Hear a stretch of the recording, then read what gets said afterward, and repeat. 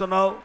జాగ్రత్తగా ఆలోచించుకొని ఒళ్ళు దగ్గరెట్టుకొని ఉండండి. దేవుడు శిక్షించక ముందే సేవకుడు గద్దిస్తాడు.